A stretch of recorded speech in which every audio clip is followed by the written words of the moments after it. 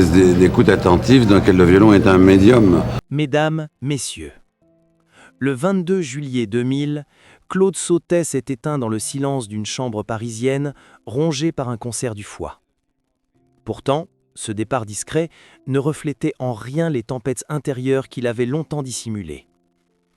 À 75 ans, l'homme que l'on croyait apaisé portait encore en lui des rancunes profondes. 5 noms, 5 visages qu'il n'aurait jamais pu absoudre. Il y avait des acteurs trop envahissants, des scénaristes qu'il jugeait ingrats et des critiques qu'il n'a jamais digérés. Il y avait surtout Romy Schneider, muse adorée et source d'un chagrin sans fond. Jusqu'au bout, il a gardé pour lui ses blessures silencieuses. Aujourd'hui, nous retraçons l'itinéraire d'un homme pudique, dont le cinéma disait tout ce que lui-même taisait. Derrière les chefs-d'œuvre, une vérité bien plus douloureuse. Claude Sautet n'a jamais vraiment pardonné. Claude Sautet est né le 23 février 1924 à Montrouge, dans la banlieue sud de Paris. Dès son plus jeune âge, il se passionne pour le dessin, la musique et la mise en scène. Pourtant, ce n'est qu'après avoir étudié la philosophie et brièvement envisagé une carrière en droit qu'il entre à l'IDHEC, la grande école française de cinéma. Ses débuts sont discrets, loin de la frénésie des plateaux parisiens. Il réalise son premier long-métrage, Bonjour Sourire, en 1956. Mais ce n'est qu'avec Classe to Risque en 1960, porté par Lino Ventura, qu'il impose un regard unique, réaliste, intime et sans phare. La consécration publique arrive en 1970 avec Les choses de la vie, un drame sentimental porté par Michel Piccoli et Romy Schneider. Ce film marque le début d'une série de succès qui définiront le style Sautet. Une exploration minutieuse des émotions humaines, des drames de la vie quotidienne, des silences plus éloquents que les cris. Il devient rapidement un nom respecté du cinéma français, adoré pour sa finesse psychologique, sa direction d'acteur tout en nuances et son refus de la grandiloquence. Au fil des années, il enchaîne les œuvres marquantes. Max et les Ferrailleurs, César et Rosalie, Vincent, François, Paul et les autres, tous incarnés par une distribution de prestige et baignés dans une mélancolie élégante. Sa collaboration avec Romy Schneider s'impose comme une évidence. Il sait capter chez elle cette fragilité électrique, cette grâce blessée qui traverse l'écran. Ensemble, ils créent une forme de langage émotionnel qui touche au cœur du public français. Malgré sa réussite, Claude Sautet ne cherche jamais la lumière. Il fuit les mondanités, accorde peu d'interviews et refuse les compromis commerciaux. C'est un homme d'exigence, parfois même d'intransigeance, qui attend de ses collaborateurs une sensibilité absolue. Cette posture lui vaut le respect de certains, mais aussi l'incompréhension de plusieurs confrères. Il garde une rancune discrète envers les critiques qui minimisent son travail sous prétexte qu'il est trop bourgeois ou trop sage. Ces remarques le blessent profondément, bien qu'il ne le montre jamais. Dans les années 80, après une période de doute et de vide créatif, marquée par la mort de Romy Schneider en 1982, Sautet revient avec Un cœur en hiver en 1992, puis Nelly et Monsieur Arnaud en 1995. Ces deux œuvres plus épurées lui valent une reconnaissance renouvelée, notamment 2 Césars du meilleur réalisateur. Mais derrière les trophées, le cinéaste sent bien qu'il est désormais d'une autre époque.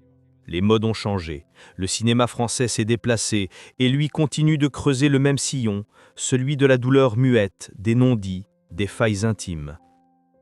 Jusqu'à sa mort, Claude Sautet restera fidèle à sa vision. Il ne tournera plus après Nelly et Monsieur Arnaud, préférant le silence à l'usure. Dans ses films, comme dans sa vie, tout est question de retenue. Mais cette retenue, si élégante à l'écran, dissimule aussi des désillusions profondes. Car derrière l'image du gentleman discret se cache un homme blessé, parfois amer, qui n'a jamais oublié certains affronts, ni pardonné. Les années 1980 marquent un tournant plus sombre dans la carrière de Claude Sautet.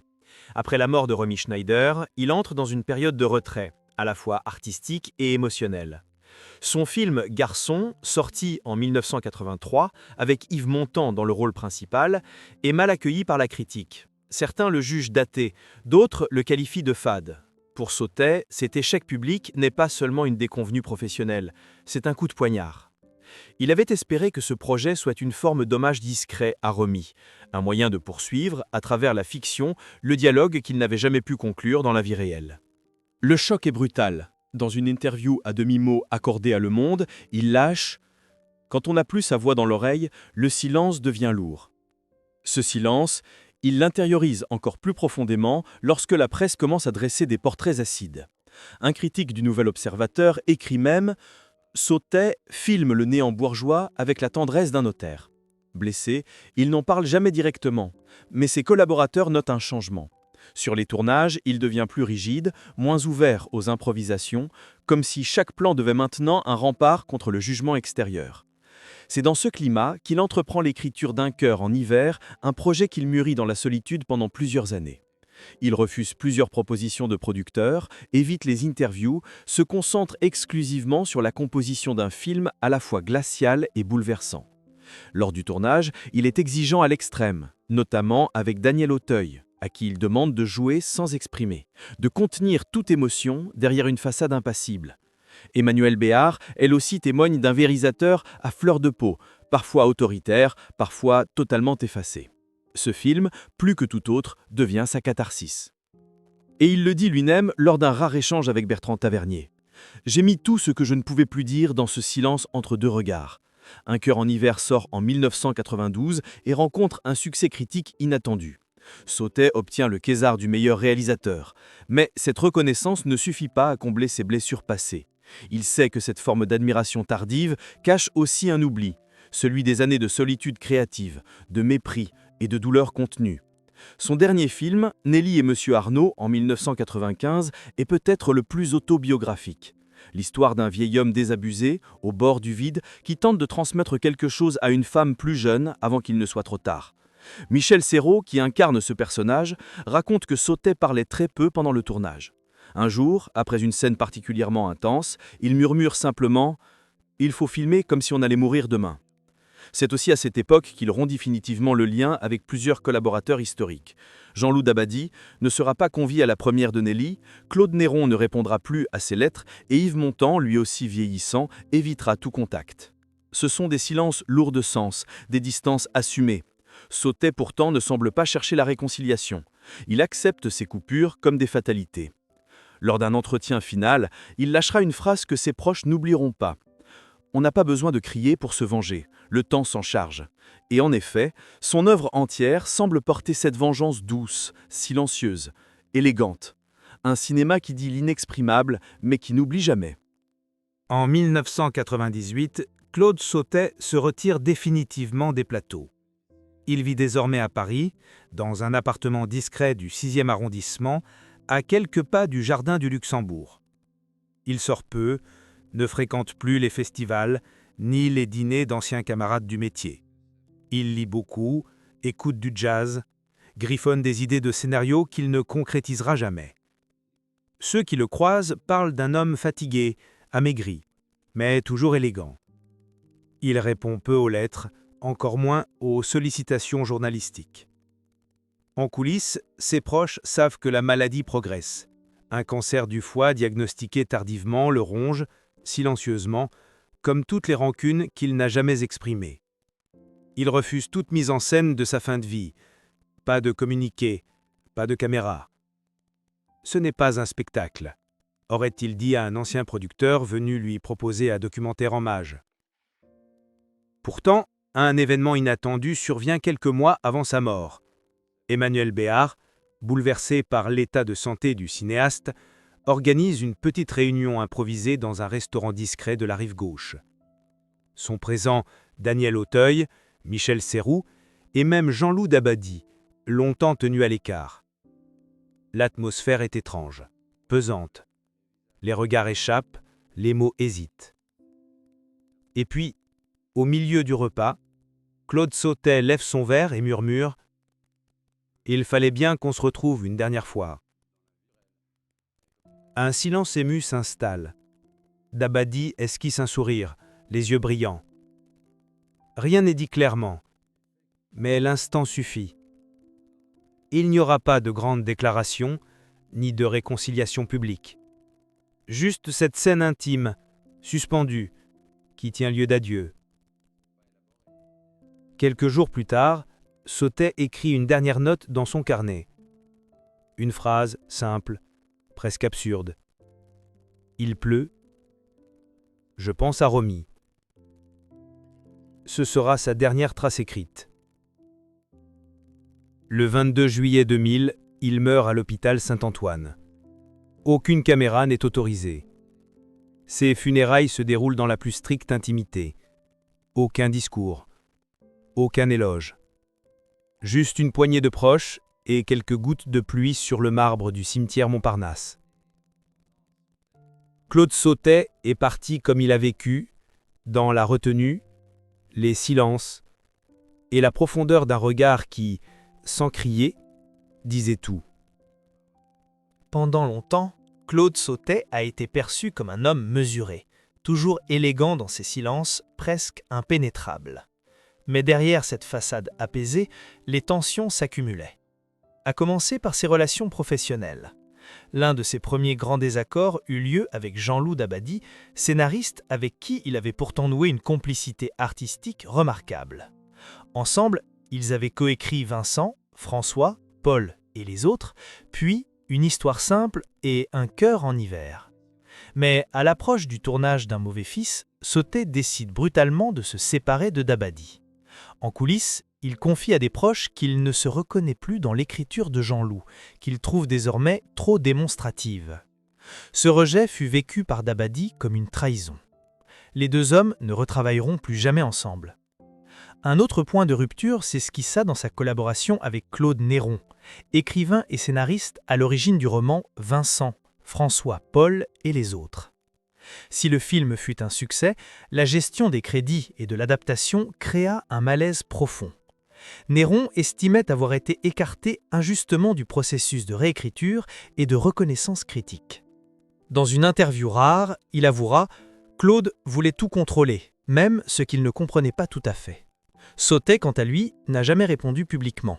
Mais dans ses carnets privés, il écrit « Le silence est parfois la seule réponse possible face à l'ingratitude ».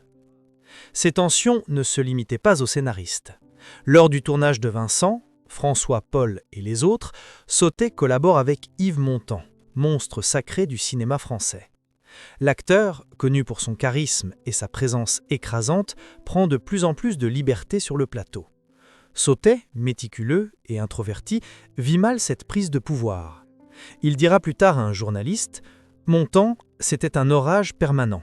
Il fallait tourner autour de lui. » Certains proches du réalisateur racontent même qu'il envisageait de couper plusieurs scènes de Montand en post-production tant leur relation avait été difficile. L'admiration s'était transformée en agacement, puis en rancune. Mais la plaie la plus profonde, la plus intime, portait un seul nom, Romy Schneider. Entre Sautet et l'actrice, il y avait plus qu'un simple lien professionnel. Elle était sa muse, sa lumière, celle qui comprenait son langage du silence. Ensemble, ils ont façonné des personnages inoubliables entre douleur et grâce. Mais cette collaboration fusionnelle s'effrite à partir de Garçon, 1983. Romy, fragilisée par sa vie personnelle, perd son fils en 1981 et sombre peu à peu. Sautet, bouleversé mais impuissant, ne parvient plus à la guider. Il veut l'aider, elle veut qu'on la laisse tranquille. Lors d'une scène clé, Romy s'effondre en pleurs sans pouvoir terminer sa réplique. Sautet interrompt le tournage. On raconte qu'il aurait dit « Elle n'est plus là ». Ce fut une de leurs dernières rencontres. Quand Romy meurt brutalement en 1982, Sautet s'enferme dans un deuil silencieux. Il ne fait aucune déclaration, ne se rend pas aux hommages publics. Selon ses proches, il ne s'est jamais remis de cette disparition. Dans une lettre non publiée retrouvée après sa mort, il écrivait « Elle portait mes films, mes silences, mes obsessions. Je n'ai pas su la sauver. » Un aveu déchirant, empreint d'un sentiment de culpabilité à peine voilé. Enfin, il y avait cette blessure plus sourde, mais constante, l'attitude des critiques. Malgré le succès public de ses films, Claude Sautet fut souvent dédaigné par une partie de la presse spécialisée. On lui reprochait de ne pas oser formellement et d'avoir le goût pour les histoires de bourgeois tourmentés. Sautet, c'est le cinéaste du dimanche soir, écrivit un jour un chroniqueur de Libération. Une phrase qui le poursuivra jusqu'à la fin. Cette condescendance, il ne l'a jamais digérée. Il disait souvent que les critiques ne voyaient pas ce que ses films taisaient volontairement. Dans un monde qui valorisait le spectaculaire, il persistait à filmer les gestes retenus, les regards fuignants, les drames qui murmurent au lieu de hurler. Tous ces non-dits, toutes ces cassures ont construit un homme à la fois admiré et isolé. Claude Sautet, derrière son regard calme, n'oubliait rien et il n'a jamais vraiment pardonné. Mesdames, messieurs, Claude Sautet nous a légué un cinéma fait de murmures, de regards détournés, d'émotions contenues. Un art de la pudeur profondément humain, qui disait sans expliquer, montrait sans condamner. Pourtant, derrière cette maîtrise formelle, il y avait un homme blessé, incapable d'oublier certaines trahisons, certaines absences. Il n'a jamais répondu à ses détracteurs, ni demandé d'excuses à ceux qui l'avaient déçu, mais il n'a pas non plus offert son pardon. Aujourd'hui, ses films sont étudiés, rediffusés, redécouverts. Et pourtant, combien savent ce qu'il a dû taire? Combien devinent les douleurs muettes derrière les dialogues ciselés? Son silence n'était pas seulement une posture artistique, c'était une protection, un bouclier contre le tumulte, contre l'incompréhension, contre le bruit du monde. Alors, chers téléspectateurs, peut-on vraiment faire la paix avec son passé sans prononcer un mot? Le silence peut-il être une forme de justice? Et le pardon est-il toujours nécessaire pour tourner la page? Claude Sautet n'a jamais répondu à ces questions. Il a préféré les laisser flotter, comme un dernier travelling lent sur une vie qu'il n'a jamais vraiment expliquée.